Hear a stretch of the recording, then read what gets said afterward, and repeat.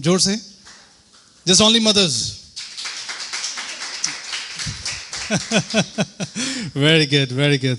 It's a great time. It's a great time when we celebrate Mother's Day. प्रभु की हजूरी में आके हम प्रभु की महिमा करते हैं और we exalt people. You know, we say the God is a living God. है ना? So we say God, प्रभु तू ही परमेश्वर है जिससे नजात और मुक्ति मिलती है. So as it's a Mother's Day, so I request Sukhina Gill to come forward. She will share this psalm. The way जिस रीति से हम इस साम को पढ़ते हैं हम उसी रीति से इस साम को पढ़ेंगे. We'll speak this word. एक जैसे सुखीना will lead करेगी वैसे हम इस चीज को पढ़ते रहेंगे. I request Sukhina to come forward. Praise the Lord. First of all, happy Mother's Day to all. Amen. We're gonna read the Psalms together, and then we will go in a little bit of meditation on the word, on the Psalms. Amen. हम थोड़ी देर इस साम को पढ़ेंगे, उसके ऊपर ध्यान करेंगे, उस पर समझेंगे कि प्रभु का वचन और ज़बूर हमें क्या सिखाता है. And in between, I will randomly pick people and ask questions. Just kidding. All right. Let's read the psalm. हम ज़बूर को. So just be with us. We're trying to encourage you through the word of God. Our words are not enough to encourage anyone's life. हमारे शब्द जौन से होते हैं वो इतने वो पूरे नहीं पड़ते हैं कि हम आपको इक्विप कर सकें, आपको हौसला दे सकें, दिलेरी दे सकें, पर परमेश्वर का वचन आपको जरूर दिलेरी देगा. Amen. All right, let's start. Blessed is the one whose transgressions are forgiven, whose sins are covered. Blessed is the one whose sin the Lord does not count against them, and in whose spirit there is no deceit. When I kept silent, my bones wasted away through my groaning all day long. For day and night your hand was heavy on me. My strength was sapped as in the heat of summer. Then I acknowledged my sin to you and did not cover up my iniquities. I said, I will confess my transgressions to the Lord, and you forgave the guilt of my sin. Therefore let all the faithful pray to you while you may be found. Surely the rising of the mighty waters will not reach them. You are my hiding place. You will protect me from trouble and surround me with songs of deliverance.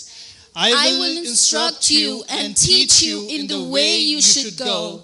I will counsel you with my loving eye on you. Do not be like the horse or the mule, which have no understanding, but must be controlled by bit and bridle, or they will not come to you. Many are the foes of the wicked, but the Lord's unfailing love surrounds the one who trusts in him.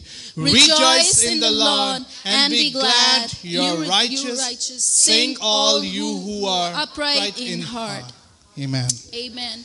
We'll go in a word of prayer. Thank you, Jesus. Thank you, Father, Lord, for your word, Father. We bless you. We praise you, Lord God.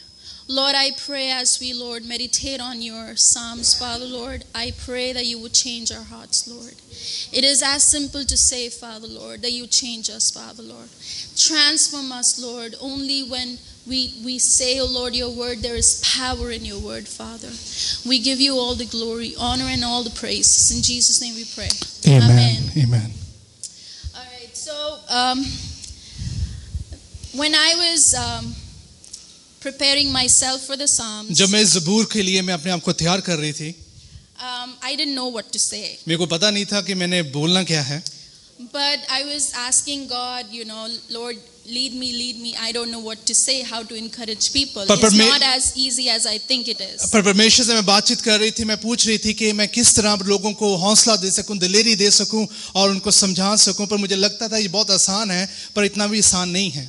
But somehow I got this Psalms, and as I was meditating, I God revealed to me that this Psalms is the one where you could re-establish your fellowship, your relationship with God. जब मैं ज़बूर को पढ़ रही थी, ज़बूर के वसीले मुझे पता लगा, मैं जब अध्ययन कर रही थी, अध्ययन करते हुए मुझे समझ लगा कि ये ऐसा ज़बूर है जिससे हम अपना रिश्ता परमेश्वर के साथ पूरी रीति से जोड़ सकते हैं और पूरी इत्तेफाक से परमेश्वर को समझ भी सकते हैं. David is trying to share with God in this Psalms the depth of the sorrow and repentance. इस ज़बूर में जौन सा दाऊद है उस दुख को, उस पीड़ा को जौन सी गंभीर तौर पर उसकी जिंदगी में उसको वो बयान कर रहा है, उसको वो जता रहा है और बता रहा है. As well as he is rejoicing in the forgiveness of the Lord. जिस रीति से वो मायूस है, उस रीति से फिर भी वो परमेश्वर में खुश है, मगन है और प्रभु की महिमा कर रहा है. As we read verse 3, it says, when I kept silent, my bones wasted away. यहाँ पे लिखा कि जब मैं चुप रहता हूँ, जो से मेरी हड्डियां हैं वो बेकार हो जाती हैं. And if we go to Psalm 5, verse 5, it says, then I acknowledged my sin to you and did not cover up my iniquities. I said, I will confess my transgressions to the Lord, and you forgave the guilt of my sin. जब मैं अपने पाप को समझ जाता हूँ और मान जाता हूँ और मैं अपने पाप को उसको ढकता नहीं हूँ और मैं उसे कन्फेस करता हूँ और मान जाता हूँ कि प्रभु जी ये जो सा पाप है मेरी जिंदगी में है और प्रभु मैं इसे छोड़ता हूँ, परमेश्वर का वचन कहता है वो उसे माफ करता है और उस पाप की गंदगी से निकाल देता है. The first step is to, when we want to reestablish our relationship with God, is to first recognize and realize where are you going wrong. जी, यह पहले बात याद रखनी है कि जब हम अपने परमेश्वर से रिश्ते को जोड़ते हैं, जिस रिश्ते को हम कायम करते हैं, पहले जानना है कि हमारे जो सा रास्ता है वो कहाँ पे गलत हो रहा है. Recognize your sinfulness and our tendency to do wrong. क्योंकि हम अपने आप को जान सके, पहचान सके, अपनी गलतियां, अपने पाप को समझ सके कि कहाँ पर हम गलती कर रहे हैं. And then we come to confession. जब हम फिर उस वक्त हम पश्चाताप पर आते हैं.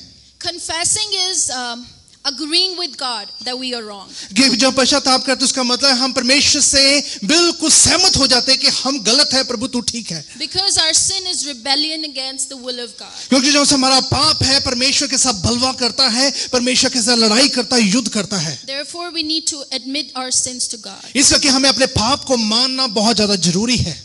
And we read Psalm verse 5 again. It says, I acknowledge my sin to you. I did not cover up any of my iniquities. मैं अपने पाप को मानता हूँ और मैं अपने पाप को ढकता नहीं हूँ. Lord, you know everything. प्रभु जी तू सब कुछ जानता है. You know what I go through. तू जानता है कि मैं किस स्थिति से निकल रहा हूँ. You know where I go weak and I commit a sin. तुझको पता है कहाँ मैं कमजोर होता हूँ, कहाँ पर मैं पाप करता हूँ. Another thing you should know that God is always willing to forgive you. एक बार याद रखिए, जब भी हम गुनाह और पाप करते हैं परमेश्वर हमेशा हमें माफ करने की हिम्मत और क्षमता रखता है. He's always ready. He wants to forgive. Some people are like, including me, we sometimes think, oh, this I did. I don't think so God is going to forgive me. लेकिन याद रखें कि ये परमेश्वर सबको माफ करने की हिम्मत और क्षमता रखता है. मैं अपने आप को भी इंक्लूड करती हूँ, सहमत करती हूँ. जब हम गलती गुनाह करते हैं हम सोचते हैं कि परमेश्वर मुझे माफ नहीं कर सकता है. But He is ready to forgive. So we need to accept His forgiveness. हमें मानना है कि परमेश्वर हमें माफ कर सकता है. हम उसकी माफी को अपनी जिंदगी में लेना है. When we try to do this, when we ask forgiveness, there's a lot of joy. There's unfailing joy to the one who forgives and also to the one who receives forgiveness. जब हम अपनी माफी मांगते हैं, एक बार याद रखें कि जो सा खुशी का सोता है आपकी जिंदगी में बहता है. एक बार याद रखें जो माफ करता है उसे भी उतनी खुशी होती है, जो माफी दिलाता है उसे भी खुशी होती है. Then we go up to another level of relationship with God. जब हम एक सीढ़ी पर, दूसरे मुकाम पर परमेश्वर के साथ रिश्ते की ओर चलते हैं. From verse 6 it says, therefore let everyone who is godly pray to you. यहाँ पे लिखा है हर कोई जो वफादार है परमेश्वर में है वो प्रार्थना करे, अध्ययन करे. While you may be found, surely when the mighty waters rises, they will not reach you. क्योंकि जैसे वो पानी है कि पानी का सोता बढ़ता है और जो मुश्किलें भी बढ़ती हैं वो मेरे तक पहुंच नहीं सकती, क्योंकि मेरा परमेश्वर मुझे बचाने की हिम्मत रखता है. Then verse 7 says, You are my hiding place. You will protect me from trouble and surround me with the songs of तू deliverance. मेरा शरण स्थान है, तू मेरा बचाव करता है, तू मुझे मुश्किलों से निकालता है और मुझे प्रभु जी उस छुटकारे के गीत के साथ जोड़ देता है और उसके पास लेके जाता है. This is another level. When we ask forgiveness, we receive forgiveness, we accept him as our father and he accepts us as his child. And this is the second level where we go when we are trying to walk with him. जी दूसरा पड़ाव है जब हम अपने आप की गलतियों को मान लेते हैं, परमेश्वर से माफी मांगते हैं और प्रभु को अपना नजात हिंदा कबूल करते हैं, तो परमेश्वर हमें माफ करता है, नजात बख्शता है, जिंदगी बख्शता है. और हाँ, ये एक दूसरा पड़ाव है हमारी जिंदगी का जो हम परमेश्वर कैसे गहरी रिश्ता जोड़ लेते हैं. And surely there will be troubles every day. और हमें ये जानना है कि मुश्किलें तो हमारी जिंदगी में रोज ही होती हैं. But when you trust him, as he was leading in the last para of the worship, that you have the Lord has given you, he trusted you with the troubles, because he trusted you with the troubles because he know when this person falls into trouble, he will trust me that I will take him out. तब जब हम ये मान जाते हैं कि परमेश्वर तू महान है, तू दयालु है, तू ही मेरा नजात हिंदा है प्रभु जी, जब हम मानते कि प्रभु जी तू मुझे इस मुश्किलों में से निकाल सकता है, जैसे हम इस वर्शिप जब कर रहे थे उसके लास्ट स्टैंजास में भी हमने ये सीखा है, समझा कि प्रभु जी जब हम मुश्किल में तू हमें बचाने की हिम्मत रखता है और परमेश्वर तू हमारे से एक अच्छा और गहरा आपसी का रिश्ता जोड़ लेता है. Yes, and then we move on as we walk with the Lord, and the Lord is trying to counsel us. He's trying to guide us. No, not this way you have to take. When this is another level of a relationship, when he teaches us, when he's guiding us, when he is being a light to our path. जब हम परमेश्वर के बीच में हो जाते हैं, परमेश्वर के बीच में चलते हैं, तो हमें वो गाइड करता है, हमारे रास्तों को नियुक्त करता है, कौन सा रास्ता आपके लिए ठीक है, कौन सा रास्ता आपके लिए गलत है, और परमेश्वर आपके हर एक हर एक चौकी पे नजर रखता है, आपकी सभी एफर्ट पे नजर रख के आपको सही सलामत रखता है. Verse 8 says, I will instruct you and teach you in the way you should go. मैं प्रभु का वचन ऐसा कहता है कि मैं तुम्हें सिखाऊंगा, तुम्हें बताऊंगा कि किस रास्ते पे तुम्हें चलना है और किस रीति से उसे चलना है. And I will counsel you and watch over you. और मैं आपको ध्यान रखूंगा, आपको सिखाऊंगा, समझूंगा और आपकी देखभाल करूंगा. Do not be like the horses or the mule. हाँ, ये आप गधों खच्चरों की तरह नहीं रहना है, which they have no understanding. जिनके पास कोई दिमाग नहीं, उनके पास समझ नहीं है. But must be controlled by the bit and bridle, or they will not come to you. वो लगाम के साथ वो कंट्रोल में किए जाते हैं, वो उनके पास उनको रस्सी डाली जाती है, और पर ऐसा वाला जो सा पार्ट हमारा नहीं है. परमेश्वर ने हमें फ्री विल दिया, परमेश्वर का प्यार महान है. Are you familiar of this character? It's me. आप इस कैरेक्टर के बारे में जानते हैं, ये मैं ही हूँ. God is describing some of people who don't understand until and unless they're punished or they're disciplined. कि कई बार ऐसे भी हैं, कितने लोग ऐसे भी हैं, जब तक उन्हें पनिशमेंट नहीं मिलती, उनको सजा नहीं मिलती है, वो इस चीज को समझते नहीं है, वो ऐसे जानवरों वाली जिंदगी को जीते हैं. This is not what the God's will is for you. ये ऐसा वो परमेश्वर का कोई पर्पस नहीं, परमेश्वर की मर्जी नहीं हमारी जिंदगी की हम इस जानवरों की तरह रह सके, हमारी लगाम कोई हो. But at the end he has to do it because we are of no understanding. क्योंकि वो परमेश्वर को फिर आखिर में ये करना पड़ता है, क्योंकि हम बेसमझी से उसी पाप के बीच में चलते रहते हैं और हम उस ब्राइडल का, उस लगाम का हिस्सा बन जाते हैं. But it's not the way of God. ये परमेश्वर का एक जरिया नहीं है और उसका तरीका नहीं है. God wants to teach you, he wants to guide you in his love. क्योंकि परमेश्वर आपको बताना चाहता है, आपको सिखाना है अपने प्यार, अपनी महिमा से and his wisdom. और अपने ज्ञान से. Because it's written on where it says on the 8th, I will instruct you and teach you in the way you should go. I will counsel you and watch over you.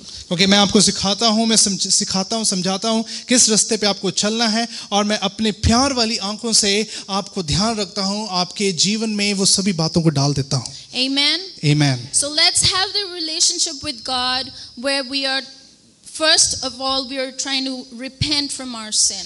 You can do it anytime. क्योंकि अब हम परमेश्वर के बीच में होकर चल सकें और अपना पश्चाताप करें, अपने पाप, अपनी गलतियों को मानें और परमेश्वर के बीच में अब से लेके हमेशा चलते रहें. And accept him as your hiding place, his presence as your hiding place from the troubles. उसे अपना नजात हिंदा कबूल करें, उसको अपना शरण स्थान कबूल करें, और परमेश्वर आपको हर स्थिति से बचाने की हिम्मत रखता है. And open your mind to his understanding, to his word. अपने अपने माइंड को खोलें कि परमेश्वर के वचन को समझ सके, उसकी ज्ञान की बातों को समझ सके और उसकी ज्ञान पे चल सकें. Because we don't want to be whipped, right? It's not good. It's not even good for the body. So we don't want to be whipped from God. So let's encourage each other and let's grow together in the understanding of God. And His understanding is given freely. There is no price for it. He already has paid a price. क्योंकि हमें परमेश्वर से अलग नहीं होना है, परमेश्वर से दूर नहीं होना है, परमेश्वर के बीच में होकर चलें, परमेश्वर के ज्ञान से चलें, क्योंकि परमेश्वर ने हमारे लिए एक बहुत बड़ी प्राइस को पे कर दिया है. और वो प्राइस परमेश्वर ने हमारे लिए, क्योंकि परमेश्वर हमसे प्यार करता, मोहब्बत करता है. आज प्रभु के बीच में होकर चलें और परमेश्वर हमें हर रास्ते पे अगुवाई करेगा, सिखाएगा, समझाएगा. And the last verse it says is, rejoice in the Lord and be glad, you righteous. Sing, all you who are upright in heart. परमेश्वर में खुश रहें और आनंद करें, क्योंकि तू जो धर्मी है तू गीत गा और अपने जीवन को, अपने हार्ट को, अपने हृदय को परमेश्वर की तरफ मोड़ के रख, सीधी रीति में रख. परमेश्वर तुझे आराम देगा. And this is the will of God. He wants you to be rejoicing all the time. ये परमेश्वर की मर्जी है कि आप प्रभु में हमेशा खुश रह सकें. And you are righteous. You know why? Because you are